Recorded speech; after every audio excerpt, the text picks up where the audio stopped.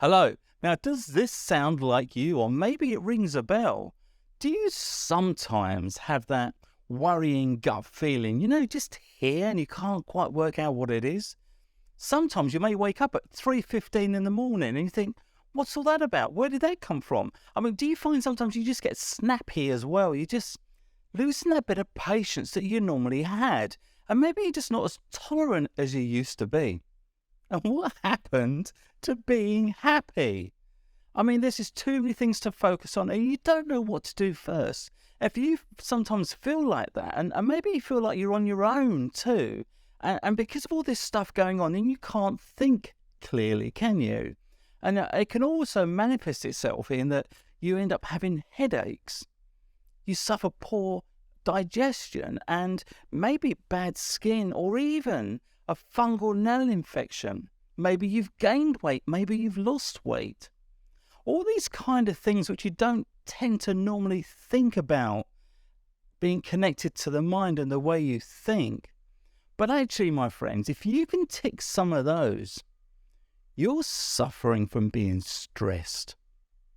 It sounds too simple, doesn't it? How can stress make me gain weight? How can stress make me just like have headaches or poor digestion? But it's actually quite simple, really. Let me explain a little bit more.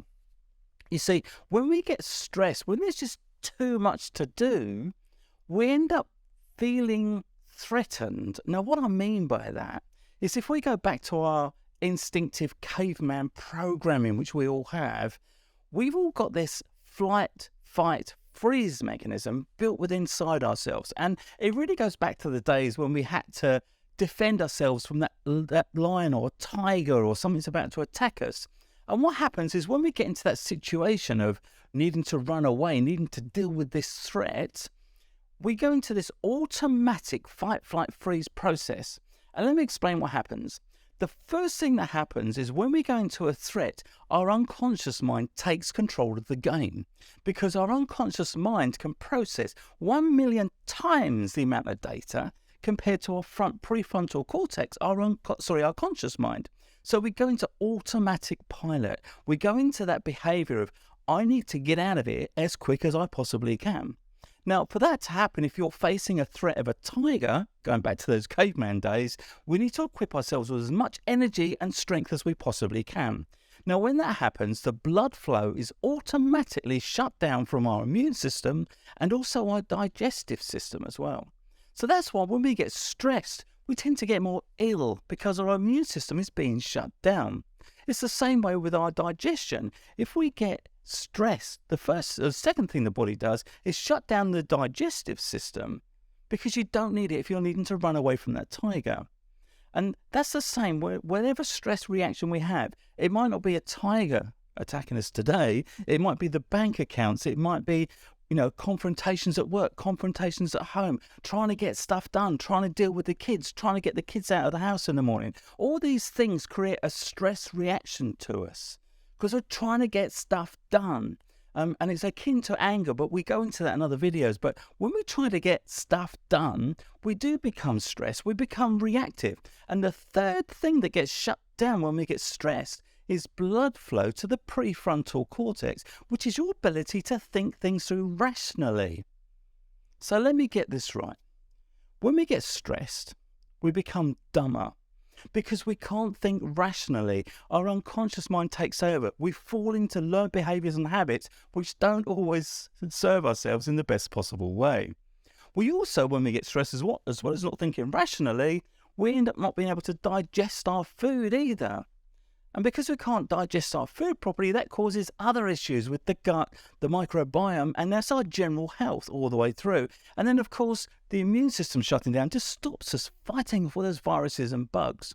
So, my friend, I want to explain to you how you can deal with stress in a very easy way.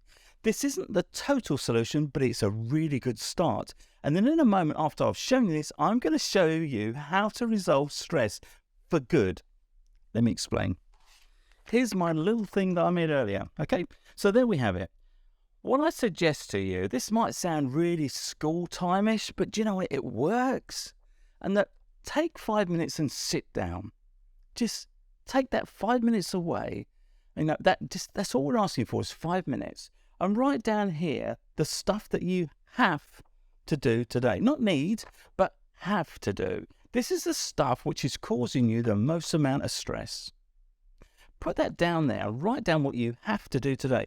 And then tomorrow, again, what you have to do tomorrow. Then as we move on to next week, this is stuff that you'd like to get done next week. And so on for some time in the future. This might sound really simple and really over the top.